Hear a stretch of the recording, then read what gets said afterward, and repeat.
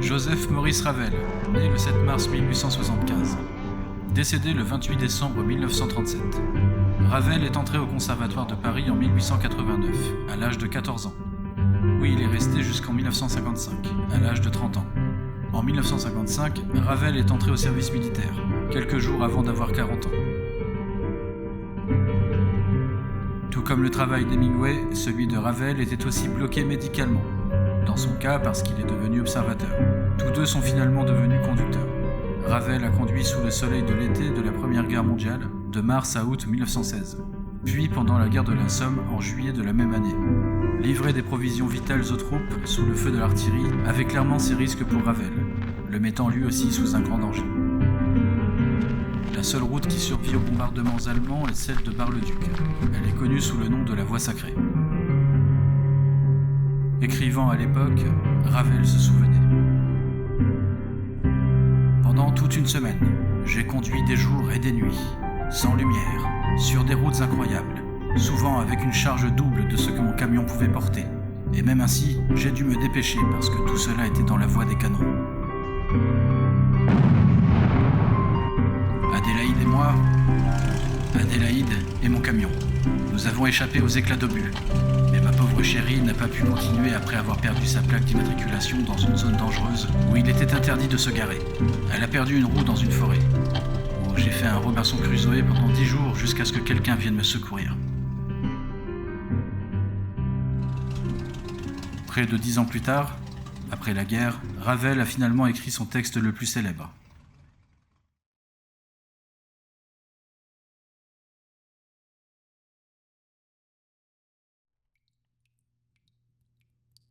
Ça ne s'est pas passé comme ça. Mais ça aurait pu. Du moins dans l'esprit de Maurice. L'imagination, surtout en temps de guerre, est une bénédiction merveilleuse, un peu confuse. Créé le 22 novembre 1928, le boléro a été enregistré pour la première fois le 8 janvier 1930 et pour la seconde fois le lendemain même. Lorsque Ravel aurait dirigé l'association de concerts d'orchestre Lamoureux, fondée à Paris par Charles Lamoureux en 1881. Lors de la représentation, selon un témoignage, on a entendu une femme crier « Au fou! Au fou !»« The madman! The madman !»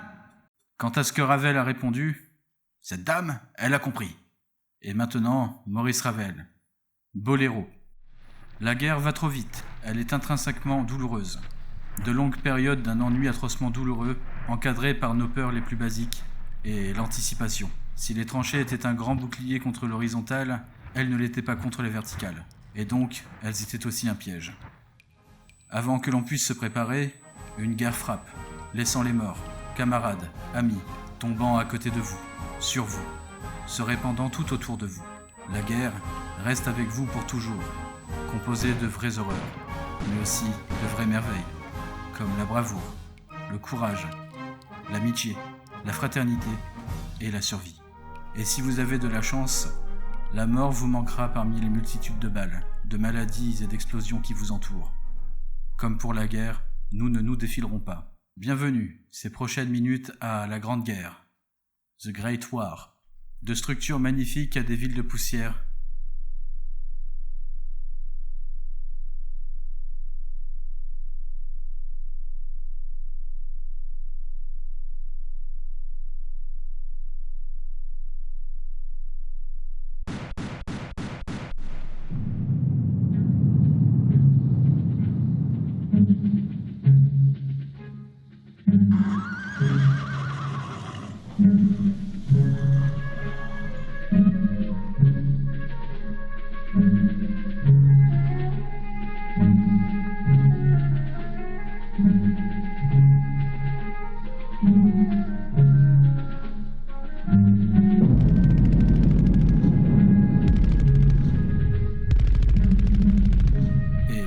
Boléro de Maurice Ravel. Ravel a écrit à un ami « Je suis une personne pacifique. Je n'ai jamais été courageux. Mais voilà, je suis avide d'aventures. Elles exercent une telle fascination qu'elles deviennent une nécessité. » Le boléro privé de Ravel dans le No Man's Land à Verdun, France, le 30 juin 1916. Verdun, France, un carnage Guère vue du camion Adélaïde. La voix sacrée offre à la vue cette route qui mène à la mort. Sur ordre et par besoin, des tranchées profondes et lugubres, séparées par le No Man's Land, brouillard et terre gorgée de sang.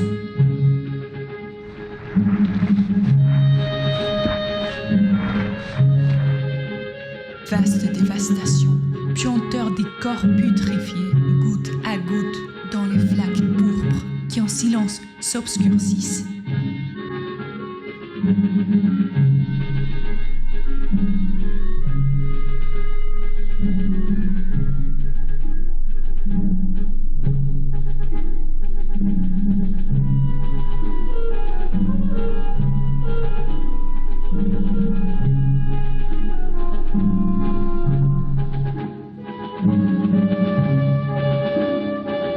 Sinistre, le sang coule de partout, miroir recouvrant la terre noire que le clair de lune illumine, accrochant le regard au sol.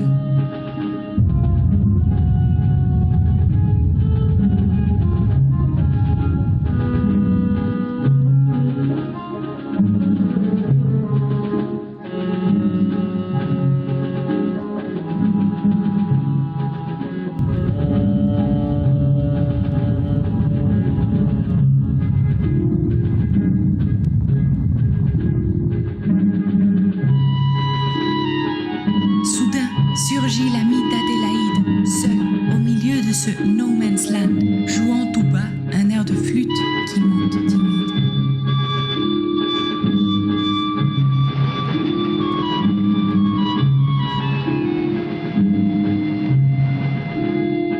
Il joue le boléro de Ravel. Avant le départ, nerveux, le musicien observe la ligne ennemie, accidentée. Le théâtre des combats aériens de Verdun est facilement considéré comme la première véritable bataille aérienne de l'histoire, avec deux flottes opposées d'avions de combat luttant pour la supériorité aérienne. En 1916, les Allemands ont abandonné les Zeppelins, après 23 raids qui ont largué 125 tonnes de bombes, tuant seulement 293 personnes et en blessant seulement 691. La guerre mécanisée n'était tout simplement pas efficace. Pourtant, pour la première fois, le concept de supériorité aérienne a été sérieusement considéré et appliqué par deux forces armées opposées, alors que l'humanité a mûri dans la guerre moderne.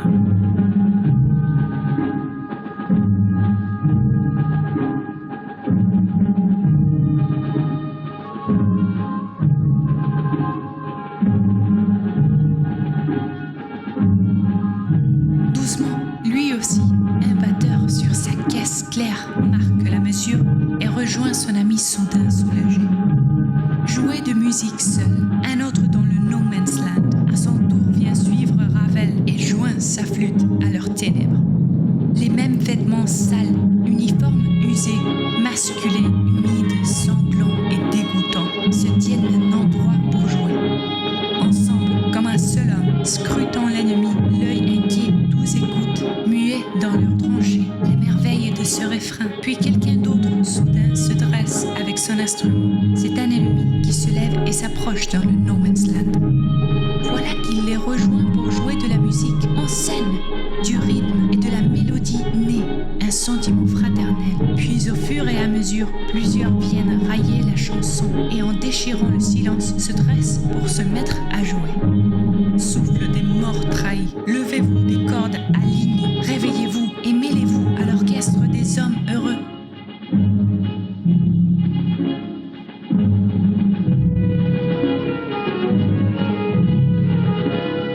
Un soldat parmi eux avance dans la tranchée crasseuse, le fusil à la main, cherchant d'où partira son dernier tir.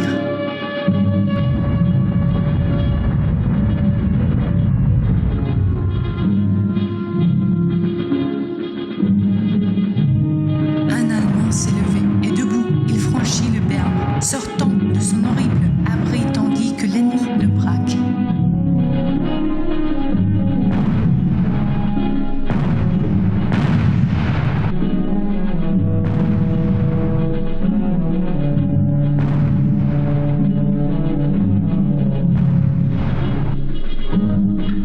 Les siens sont horrifiés, on joue, le doigt sur la gâchette, ils visent sur ces sombres bâtards, ces autres bons leur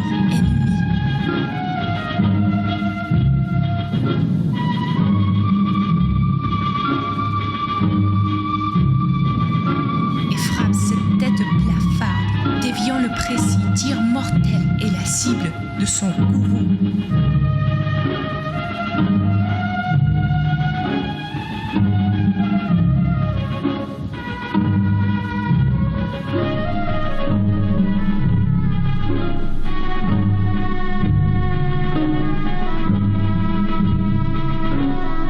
Satané, tir manqué, le soldat crie sur l'officier, sur cet homme aux yeux si profonds et noirs qui luisent intensément.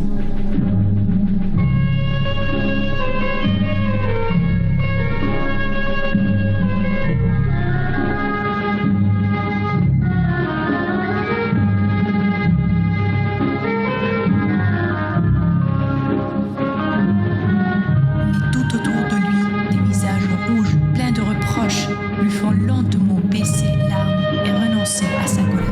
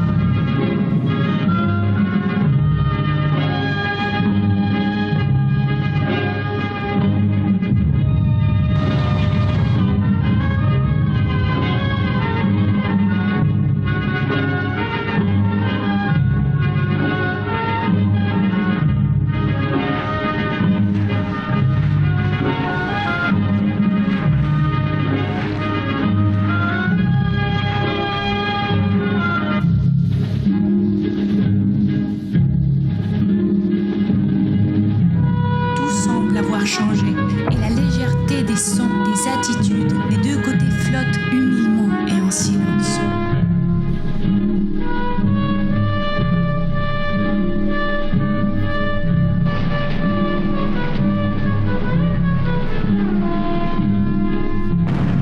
Guéri par la musique, pour continuer, tenir encore, se sentir vivre comme un accord avec l'autre, ce frère, cet ami.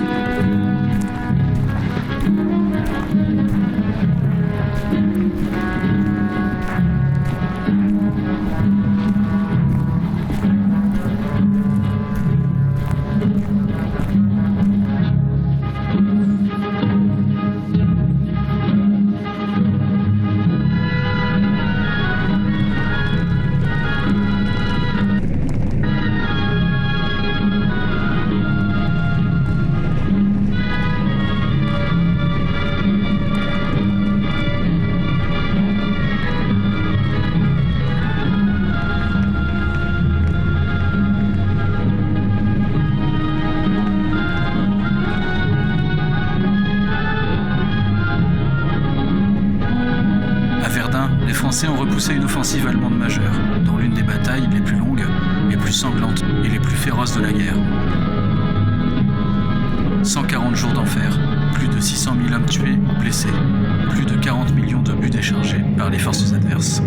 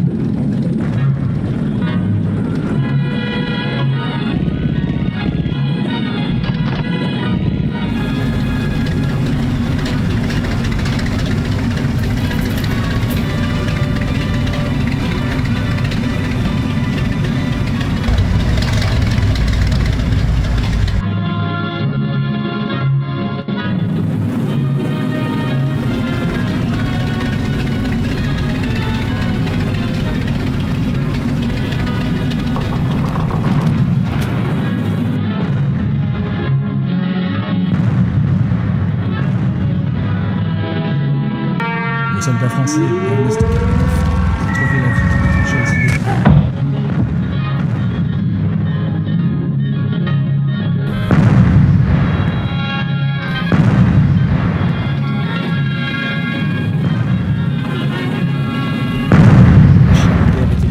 Pour des services spéciaux, notamment comme les certains travaux, vous avez même leur propre tranchée. Une source française indique que les 2000 chiens étaient envoyés.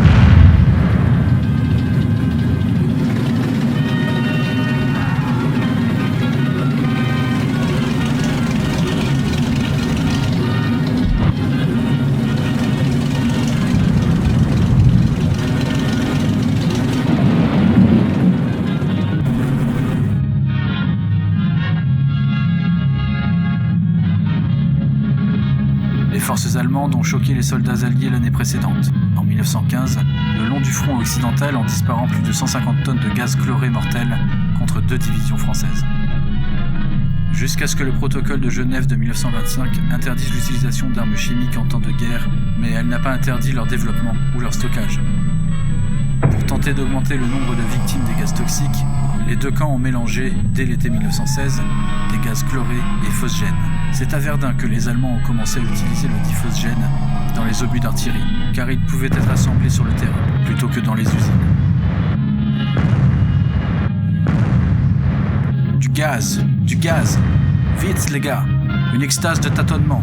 Ajustez les casques maladroits juste à temps, faibles, à travers les vitres embuées et l'épaisse lumière verte, comme sous une mer verte. Et je l'ai vu se noyer. Extrait de Dulce et Decorum Est, du soldat britannique Wilfred Owen, mort à 18 ans. Boléro. Les musiciens poursuivent jusqu'à ce qu'ils achèvent enfin.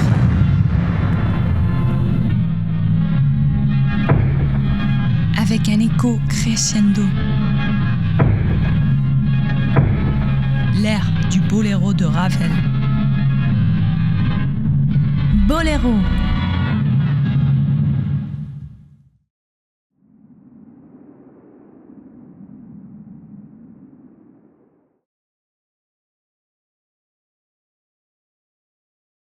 C'est fini, et pourtant tout s'arrête, comme suspendu aux sentiments anciens, nouveaux qu'ils sentent en eux.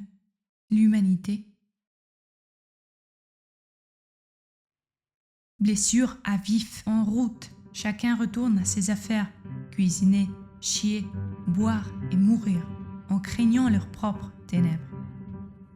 Mais, confiants désormais en la camaraderie surgit, tous sont, à cet instant précis, devenus des êtres humains.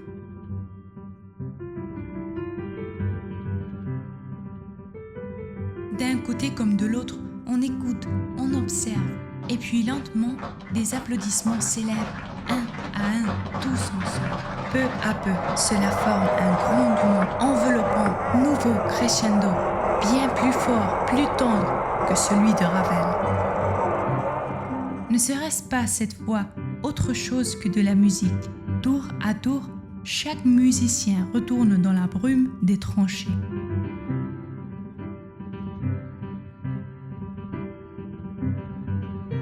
Se fond dans les ténèbres, faisant revenir le silence, hormis l'un d'eux, le tout premier, qui joua non pour lui, mais pour tous.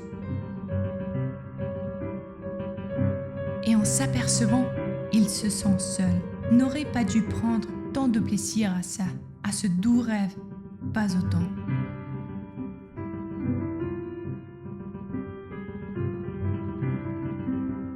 Alors, il disparaît, lui aussi, dans la terre, et laisse le silence chasser dans l'oubli ce qui aurait pu être pour eux. Le No Man's Land retourne en sa jachère humide. La mort parle, le sang coule et les soldats murmurent tout bas avec terreur.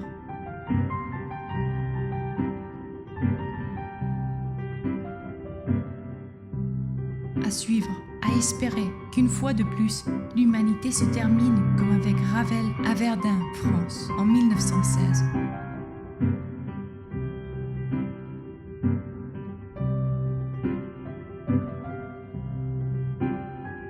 Comme est aussi arrivé avec le privé de Ravel.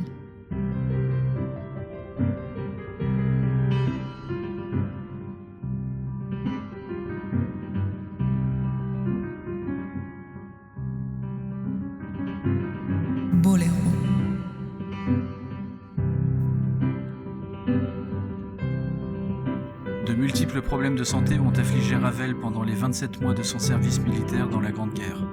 La guerre de Ravel s'est terminée en juin 1917, lorsqu'il a été libéré provisoirement. Le 11 novembre 1918, l'Allemagne abandonne officiellement, mettant fin à la Grande Guerre. Ravel était le rival professionnel de son collègue musicien Claude Debussy, qui est mort d'un cancer en 1918, à l'âge de 55 ans, alors que Paris subissait d'intenses bombardements aériens et l'artillerie allemande. Dès ce moment, Ravel est généralement considéré dans le monde entier comme le principal compositeur français de son époque.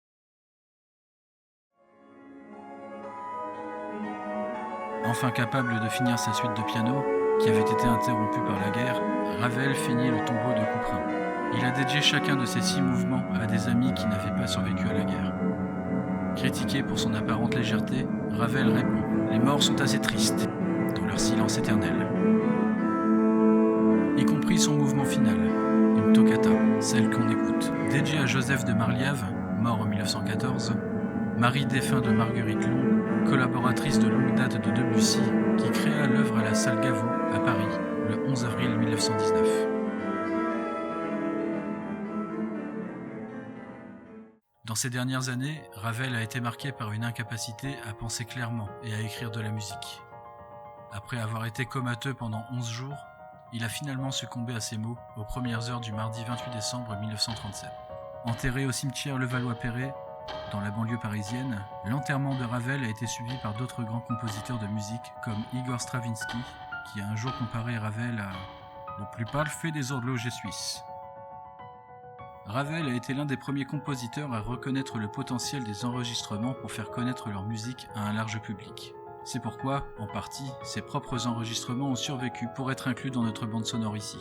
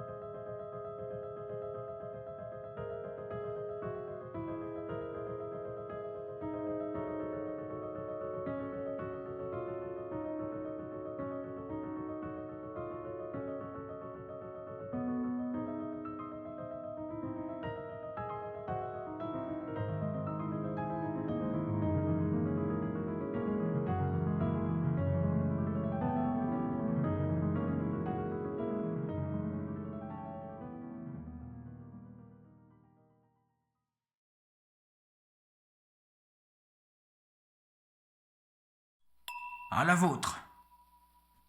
À la vôtre. Chin chin. Chin chin.